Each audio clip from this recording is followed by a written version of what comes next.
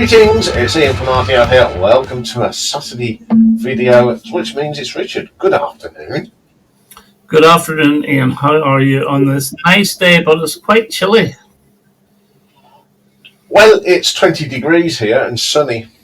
Oh, well, the sun's sort of trying to come out to play a parade, but it hasn't managed it yet. Oh, on my computer, it was a big yellow 20 degrees. A little wee cloud just appeared on it. Well, that's just come over from us. Anyway, what we got for you for today? Well, after my Battle Royale's finished, I'm going back to the sophomore drive. So I thought it'd be good to do Richard and I's favourite sophomore albums, them second albums. Sometimes the difficult one because of the success of the debut. Mm-hmm. Exactly. Yes. But there have been some really good sophomore albums over the years. I found this quite hard because my initial list was 50.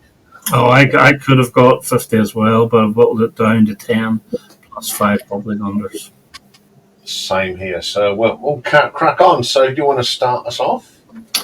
Okay, well, my number 10 is actually from 2010, and it's Vampire Weekend and Contra, and it's the follow-up to their self-titled album from 2008, and it's just a brilliant album, and it's the album that got me introduced to Vampire Weekend through the song White Sky, which has a bit of an African Paul Simon Graceland feel to it with the most oddest chorus out, but it is absolutely brilliant. And then you get the beautiful Taxi Cab with a tinkling piano, which I absolutely love. Run and Cousins, I think, were singles and they're really good. And then Holiday, which sort of harks back to their debut album. It's quite a punk type song, but it's an absolutely brilliant album. And incidentally, the girl on the front cover sued because she was a model and they didn't get permission to use her image, and so she sued. But my number 10, Contra by Vampire Weekend. Yeah, it's a good album. I'm not going to say too much because I think it's coming towards the top of the rankings, so it'll be out in either June or July on the Vampire Weekend. So I won't do it, but yeah, I agree. It's a really good album, and I mean, I've done that ranking on your recommendation. So yeah, excellent start. Okay, my number 10 comes from 1967, and it's the second album from the Moody Blues Days of Future Past. Mm-hmm. A very special album to me because people have watched my video on it. My friend and they used to listen to that all the time. It's got some wonderful pieces on, but the one that really sticks out is Side 2 and The Night, which of course includes Nice and White Satin. Yeah. It's and you get at the end, you get was it Mike Pinner doing his narration? Yeah. It is Mike Pinner that does the narrations on the album. I think so, yeah. And he's telling this story, and his voice has just got that hook, and that's why it's my number 10, because it's just a fabulous album. A bit different, obviously, from the debut. It was more poppy, but Denny Payne left, and in come John Lodge and Justin Hayward, and just took them to a different... Yeah. I was nearly not going to include that because... And it's the same as another one because technically they're the same band but they're different members. But Days of Future Past is my number 9. So it is because it's a wonderful album. And the strings, the orchestra really does make it. I wonder if you heard that album without the orchestra, whether it would have the same sort of effect. I don't think it would. But some of the songs like Tuesday Afternoon is another classic one as well. And then you get Peak Hour, which is not bad. And then Sunset Twilight Time, which I think is really uplifting little track before it goes into the night. Absolutely brilliant album, and the Moody Blues changed forever with the arrival of Justin Hayward and John Lodge. Incidentally, who would be your favourite writer for the Moody Blues? I'm still Justin Hayward, and then probably Mike Pinder, actually. Yeah, the thing is, they all could write. Even Graham Edge could write songs. Yes, oh, definitely, especially on the Every Good Boy Deserves Favour album. It's so brilliant. It's super writers, super band. Don't get enough love in the vinyl community. Yeah. I know. I did a video there, must have been a couple of months ago, on ranking their albums. And to be honest, Ian, before I started researching it again, re-listening to all the albums, I thought, they're only good with the first or second to eighth album. I was so wrong. Their 80s stuff was actually very good as well. So Yeah, it's really good, man. Good choice, and I'm glad it's been a double mentioned. Okay, my number 9 is from 2001, and it's from a band that I'm not very keen on these days, but back in the day, I was a huge fan of Muse. The follow-up to Showbiz, Origin of Symmetry.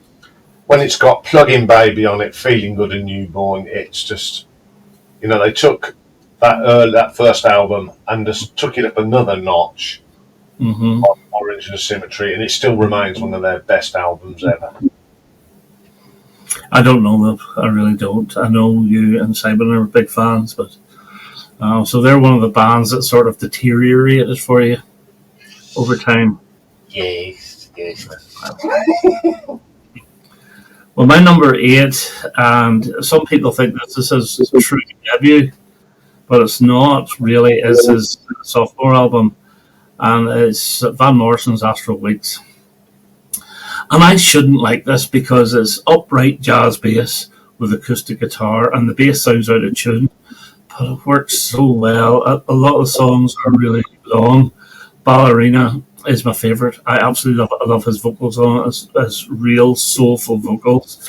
You have the title track itself, which is great. Sweet Thing, one of the catchiest ones, and it actually is his best of album. And then the majestic Madame George, an absolutely brilliant track. Failed to chart, which I can understand why, because it is so odd. It's such an odd album, but it's so good, and it's my number 8, Astral Weeks, Van Morrison. Yeah, it's funny that it didn't chart, but you ask anyone who's a Van Morrison fan, that album seems to be in everybody's top 10 somewhere. I would say top 5, top 3 even. So I think it was one of my favourites of the 70s. If I was to rank all them albums, that would be in the top 5. That's a great choice. Okay, my number 8 goes to my heavy metal days. When I go back to 1980, and it's Saxon and a follow-up to their self-titled album. They released 2 albums in 1980, and the first one they released was their second, which is Wheels of Steel, which has got 3 big hits on it. Motorcycle Man, absolutely full blast in your face metal. 747 Strangers in the Night, and the anthem Wheels of Steel. Sort of really influenced my music back in the day. Got the album, still play it today, and I just love that album. It's just full of energy. Yeah, I'm not a heavy metal fan, but I know Saxon are very well respected amongst. They would be new British or new wave British heavy metal, or whatever you call it. Yeah, they were at the time. They were bigger than Iron Maiden. They were having more. Is there a lead singer called Biff somebody or other? I think, yeah. Yeah. Okay. Well, my number 7, and we're 1966. And it's the follow-up to Wednesday Morning 3 a.m. by Simon Garfunkel, and it's Sounds of Silence. And this is such a good album. It really is. Oh, there's a couple of dodgy tracks on it. That they do a cover of, is it David Graham's Angie, which is a little instrumental. And then they do a reworking of the Wednesday Morning 3 a.m. song called Somewhere They Can't Find Me, which I'm not keen on. But this is the one with the electric version of Sounds of Silence, which for me is the best. I absolutely love it. And it's a song that they had no idea electrical instruments were being put onto the track, and it became a number 1 hit in America. And Paul Simon was doing the folk tour in Northern England, and he had to come back and reform with Art Garfunkel, and he took a lot of the songs that were on his only Paul Simon Songbook album, and they recorded together. So you were getting things like I Am a Rock, absolutely brilliant, A Most Peculiar Man, Leaves That Are Green, the gorgeous Kathy song, and even the one I used to not like, but I absolutely love it now, is the sort of folk rocky Blessed, which is quite religious, but I absolutely love it. It's very Bob Dylan-y. So my number 7 is Sounds of Silence. And incidentally, the UK version of the album, which is the one I'm including, has Homeward Bound on it. It was kept off the US version and then put onto the US version of Parsley, Sage, Rosemary and Thyme. So number 7, Sounds of Silence. Yeah, it's a quality album, isn't it? Yeah. Can I say one thing about it. One more thing I really like about that album is the cover when they're walking up the path and they're looking behind them. I just think it's such a cool cover. Yeah, that's an excellent choice. Okay, my number 7, we're going to go to 1974.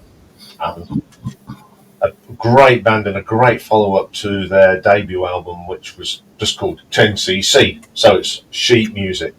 Yeah. Phenomenal album. I mean, it's got Old Wild Men, which is just a tongue-in-cheek. And the song they were about themselves, the worst band in the world. But, of course, it's the big hit off that album was Wall Street Shuffle, which is one of my favourite 10cc songs. Oh, that's a great track. Yeah, that lovely piano bit in the middle, it's just striking, and it takes it up another level. You got that lovely Eric Stewart guitar work in there as well. It's just a fantastic album. Yeah. I like the other single. Is it Silly Thing or Silly One or Silly Thing? Yeah. Something like that. And there's a nice wee sort of acoustic number called the Sacroiliac, which I think is really good as well. But no, that's a great show. I never even thought of that, but it's a great show. That's my favourite 10cc. Yeah, I like that in the first one. I'm not too sure. Fair, I like the both of them. Well, my number 6 is from 1963, and I've already mentioned him. And it's the Freewheelin' Bob Dylan. And this is his first masterpiece. It's the second album, and it's the one with Blowin' in the Wind on it. It's hard, rain's gonna fall, and Don't Think Twice, It's All Right. But it's also got other great tracks, and it's a witty album. If you listen to the words of Talking World War III Blues, it's just so funny, as is the words to I Shall Be Free. But it's also got sort of very serious songs like Masters of War. Bob Dylan's Dream's very good as well. It's just a really, really good acoustic folk album. And it's my favourite of all his sort of just acoustic albums. So that's my number 6, the Freewheelin' Bob Dylan from 63. Yeah, I mean, I think we all know that he had such a dry sense of humour. Oh, very funny. Very funny. And people think these songs are serious, but you listen to them, no, he's taking the mickey out of somebody somewhere. I mean, there's little bits on that album that I think they're owned at Joan Baez. Yep. Without mentioning a name or anything, but there's a little bits, because he knew that she had the hots for him. Oh, yeah. That's a great album. Okay, my number 6, I'm staying in 1974. And again, this album appears on so many top 10s. From the Sweet, and of course it's Sweet Fanny Adams. All right, of course, yeah. What have we got on there? Well, we've got Peppermint Twist, we've got AC/DC, and of course we've got Set Me Free. Mm-hmm. Well, there you go. I'll rest my case. That's enough. So that is enough. And Rebel Rouser's on there as well. That could have been a fantastic single, you know. Yeah. It's really good. Yeah, it was a different from their, but the, you know, Cocoa Sweet, you know. Yeah, it was heavy. This went, you know, full on heavy stuff. And you're, wow. This is. I always say Set Me Free, you would think it was an Iron Maiden song. Yeah. Or an early 80s heavy metal track. Heavy metal track, yeah. Of course it has to be in there. Excellent choice. Well, my number 5 is completely different to the Sweet. And it's from 1988. And it's what I call the Scottish Everly Brothers. And it's the Proclaimers and Sunshine on Leith. And there was 3 singles off it. The big one is I'm Going to Be 500 Miles, which everyone knows. A lot of people know the other one, which is I'm On My Way, because it featured in one of the Shrek films. But the best of the 3 singles is the title track, which I believe is sung nearly every home game of Hibs, Hibernian. Yeah. And it's absolutely beautiful. But you get other brilliant tracks like My Old Friend The Blues, I think, is a cover of Steve Earle's song, which is brilliantly done. Come On Nature, it's Saturday Night. Again, it's witty. It's really, really witty. And then the rousing Old Gene at the end is a fantastic album. It's their best-selling album, and it's my second favourite of theirs. I'm not going to say it's my favourite, but it's probably my second. So it gets number 5. Sunshine on the by the Proclaimers. Yeah, I mean, everyone saw. Remember when the Letter to America come out, and but when that album come out and 500 Miles, it's just. Yeah, I know. Also, you know, it's one of them. You used to put it on. I used to even put that on at discos. Yeah. everyone used to like the response long before Peter Kay done it. We was doing all that, or, everyone just loved that. And when you've had a few drinks inside you, it's the best thing in the world. It was featured in a film in the early 90s. Was it Benny and June or something like that there? And then became a big hit in America, which is about 5 years after it was a hit here. So it's well known around the world. And a lot of people think, I'm fed up with that, but I've never got fed up with that. No, I haven't. It's a great song. Okay, my number 5 comes from 1984, and it's Marillion. It's their follow-up to Script. New drummer, new sort of sound. 1984's Fugazi album, which adds Assassin on it. Great single. The title track's fantastic, and it's got the wonderful Incubus, which is a song written about taking them illicit Polaroids and yes, that sort of thing. But it's just not badly mixed. The band weren't happy, but the remix, when they brought the box set out, it's really lightened up the album, and it's now one of my favourite albums, just purely on the remix. And it doesn't happen often that the remix is better than the original. In this case, yes. I can give you another case as well. Rockin' All Over the World. Oh, the John Eden remix, yes. Yeah, exactly. But no, I remember Assassin back in the charts in '84. And I was always very surprised because Marillion, I always looked at them as Genesis with Peter Gabriel Mark II, and maybe it's unfair of me, but I was only 18 at the time. But I was really surprised that their singles were hits, apart from Kayleigh, because it had number one written all over it. It just failed to get the number one. But things like Garden Party and Assassin, I thought, they're good, but for 1983, 84 chart hits, I didn't think they would do well, but they did well enough. So they did. Well, my number 4 is from 1972. And it's Lou Reed's sophomore album, and it's Transformer. And it's absolutely brilliant. It's produced by Mick Ronson and David Bowie. Notice the way I said Mick Ronson and David Bowie, because I think Mick Ronson had more to do with it. But it's just me, that's what I think. And it has the 4 biggies on it, which are Walking the Wild Side, Vicious, Satellite of Love, and Perfect Day. And they're all brilliant. And the rest of the tracks are so good as well. Like a New York telephone conversation. It's only a minute and a half long, but it's brilliant. Good Night Ladies with the big tuba and all, fantastic. Andy's Chest, weird lyrics, but fantastic. It's just a brilliant, brilliant album, and it is his best-selling album ever, and it's my number 4, Transformer. I can't say anything, but that album is just pure brilliance. It's the peak of Lou Reed, I think. Every track is good. There's no filler on that. It's just a brilliant album and beautifully produced by Mick Ronson. Beautifully produced. For 1972, that was good. Yeah, I'm not saying David Bowie didn't have anything to do with it, but I'm saying Mick Ronson probably control. That's all I'm saying. Got control. Good choice. Okay, my number 4, another one from 1974.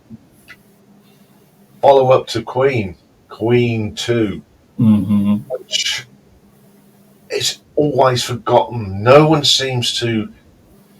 For some reason, they dismiss it. But when you've got tracks on it like All Battle, Fairy Fella Masterstroke, which is absolutely brilliant, Father to Son, and it's the most proggiest album Queen ever brought out. It's always referred to as the prog album. Yeah, there's not a bad song off it. Like, I really do like Brian May's is it Someday One Day? I think it's a beautiful song, really, really good. And the Roger Taylor one, is it Loser in the End or something? I think it's really good as well. I do prefer side 2 of that album to side 1, but side 1's good as well. And although I don't have it in my top 10, I will be mentioning it in the Bubbling Unders. Yes. Okay. Well, my number 3 is an album I feel as if I've mentioned on your channel about a million times, and it's from 1979. It's The Police's Regatta Blanc, which is my favourite album of theirs, followed by Zinga Bandada. And it's got 4 biggies, as I call it: Message in a Bottle, Walking on the Moon, The Bed's Too Big Without You, and Bring On the Night. But even things like Contact and Does Anyone Stare, which I used to not be that keen on when I first bought the album, I love now. The title track, I think, is a great hit. Death Wish is another brilliant song. The weakest track for me is It's Alright For You, which is still a decent song. But overall, the album is Sting at its finest, and I think Stuart Copeland does a fine job as well. Even on Any Other Day, it's quite witty, and I do like it. It's got a wee bit of a reggae feel to it, like most of the album. So that's my number 3, Regatta de Blanc from 1979. Yeah, classic Police album. Mm-hmm. You know, again, when you get 4 biggies on there, you know you're on to a good thing. Mm-hmm. Yeah, good choice. Okay, my number 3. Again, heavy metal. Back to 1981. It's the follow-up to the self-titled Iron Maiden, and it's Killers. And this time they got Martin Birch to produce it. Mm-hmm. And if Martin and Birch had produced the first one, it would have been as quality of the songs. This has got some phenomenal songs on it. It's got the title track, Killers, Murders in the Rue Morgue, Innocent Exile, Rothschild, the instrumental Ides of March. Martin Birch just opened up their sound, and it's just a fantastic album. And it was Paul Di'Anno's last album, and it still remains one of the best Iron Maiden albums ever. That's a question I wanted to ask you. Why did he leave? Or was he thrown out? Drunks, drink. So he's basically thrown out? Yeah. Oh, well. But they made up, and obviously when Paul was ill, Iron Maiden sorted out his medical bills. Well, that's not so bad. Yeah, Steve Harris got that sorted. They met backstage, and I think they had a little conversation. And there is Bruce Dickinson will not sing "Remember Tomorrow" anymore because that song belonged to Paul, and it should go to the grave with Paul. Who was the better vocalist, Bruce or Paul? Paul was the better singer, I think. And I like Bruce, but Paul was a phenomenal singer. While we're at this, who was the better vocalist, Bon or Brian for AC/DC? I think they're both as good. Okay, well, my number 2 is the self-titled album. This guy's second self-titled album, and it's from 1969, and it's David Bowie's David Bowie, which became Space Oddity when it was repackaged in 1972. This is his most underrated album in my book. It's in my top 5-6 Bowie albums, which is saying something. Side 1 of this is probably, outside of Diamond Dogs, the best side 1 of any of his albums. Side 2, maybe not quite as good because there's maybe 1 or 2 tracks which not quite hit the spot for me. But side 1 has obviously Space Oddity, opens it. Then Unwashed and Somewhat Slightly Dazed, which is like a Bob Dylan type track, and it was calling out for a single. And then you have Letter to Hermione, which is a beautiful love song. And then you get one of his best tracks ever, which you did not give 5 stars to whenever you ranked this album. And I was about to turn my computer off in disgust. And the track is Signet Committee, which I think is one of the best. 9 minutes long, pure genius. Side 2 is not bad either, with things like Memory of a Free Festival and The Wide-Eyed Boy from Free Cloud and The Beautiful Occasional Dream. But the only 2 songs that slightly let the album down a little bit are Janine and God Knows I'm Good. But it's an absolutely fantastic album, very acoustic-y, and I think I actually prefer this album to Hunky Dory now. I really do. If I was to re-rank the David Bowie albums, I think it might get a wee bit higher than Hunky Dory. So my number 2 is David Bowie, Space Oddity, or David Bowie. I'm not going to say too much about that one because it's in my bubbly numbers. Good. Okay, my number 2. Again, there's lots of 1974 albums in this top 10, I'm afraid. This is the follow-up to Tubular Bells, of course, and it's the magnificent Burgess Ridge. Yeah, great album. It's Dave's favourite album. Mm-hmm. I mean, he did all his studying on that album, so I just love I like the 2 contrasts. Side 1 is the more folky side. Side 2 is the raunchy rock prog sound. And I mean, I had it on this morning. It just blows your head away listening to that. It's Mhm. it's just a phenomenal album. And I reckon now, if I was to re-rank Mike Oldfield, this would be my number one. I would have it in the top 10 of my Oldfield, but it's not number one. It's very good background music, and that's where it sinks in. It's whenever you play it in the background and you're not trying to take in the music too much. And then if you play it a few times, you start to recollect what you heard before. And that's how I got to really like it. There's a 6 or 7 minute piece of almost guitar-y type stuff that goes on, and I'll look for that amount of time, which I think is brilliant, but an excellent choice. Well, my number one, and I don't know if you'll have this or not, or if you consider it as a follow-up, was from 1980. But it's a different band. It's the same band, but different people. And I have Adam and the Ants, Kings of the Wild Frontier, as the best sophomore album. 3 huge hit singles with Dog Eat Dog, the title track, and that music. Not a bad track. Now, I do know you love Jolly Roger. It's probably the weakest song for me, but I still really like it. Things like Making History and the Human Beings, Ants Invasion, Killer in the Home, Lost Rancheros, all fantastic tracks. Now, the American version was slightly different because they dropped Making History and they put in Press Darlings, which was the B-side of Kings of the Wild Frontier, and they also put in Physical You're So. I prefer the UK version, but even if I had to include the US version, it would still be number one. Absolutely brilliant. Number one for an eternity and the best-selling album in the UK in 1981. Kings of the Wild Frontier. I'm not going to say too much. Is that your number one? No, it's in my bubbly London. Okay, that's fair. Yeah. My number one is from 1969.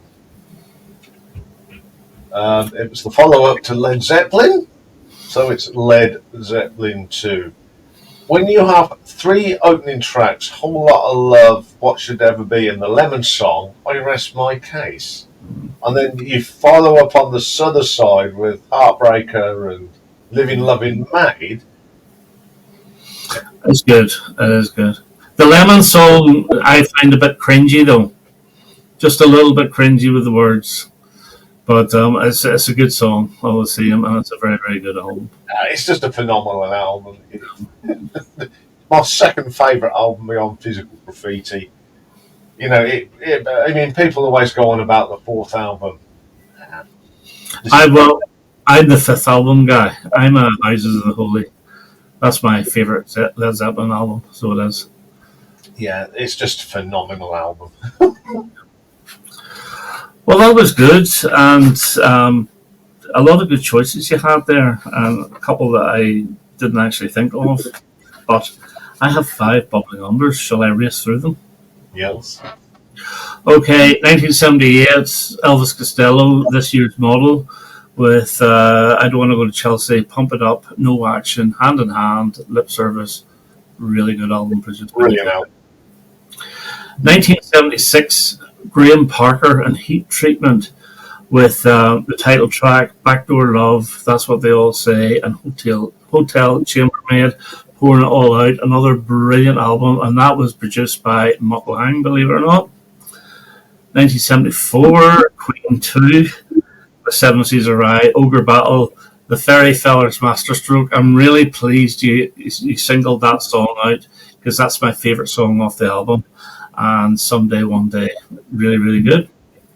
1989, and Kirsty MacColl, Kite. It's her follow-up to her 1981 album, Desperate Character, and it's for Days, Innocence, Free World, Don't Come the Cowboy with Me, Sonny Jim. What a title, what a title. No Victims, really, really good.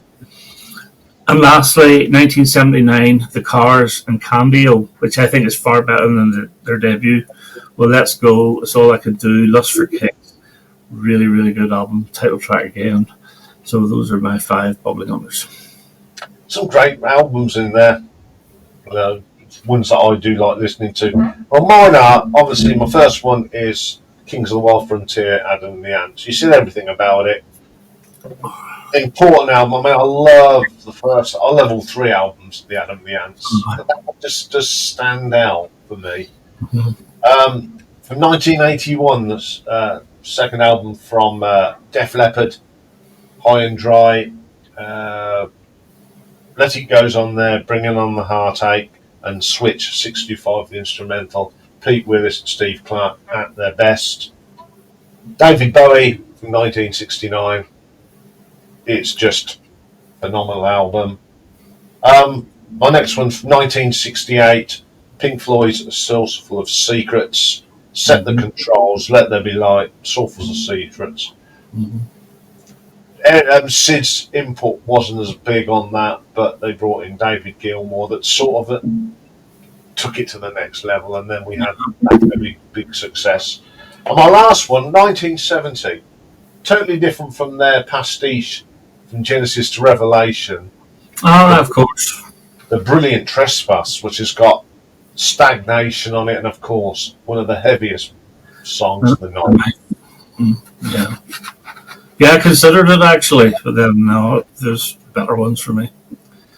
But so I should put in some nice some tracks off for the playlist as well. So there'll be a nice selection in the playlist.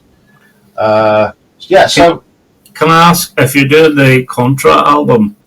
Yeah. Can you put in Taxi Cab? It's the one with the tinkling piano. It's absolutely beautiful. Oh, Taxi Cab. Yes, no problem. Okay. Anyway, thank you very much. It's always fun doing these. I don't know what we're doing next time. We need to have a conversation with somebody.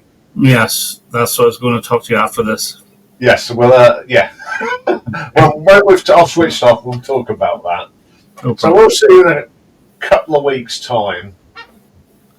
Yes, indeed. Hopefully. Yeah, hopefully. So it's goodbye for me. And I'm nervous because I can't remember, and it's goodbye from him. You got it right first time. Well done, sir. Okay, we'll see you all in a couple of weeks' time. Bye for now. Bye-bye.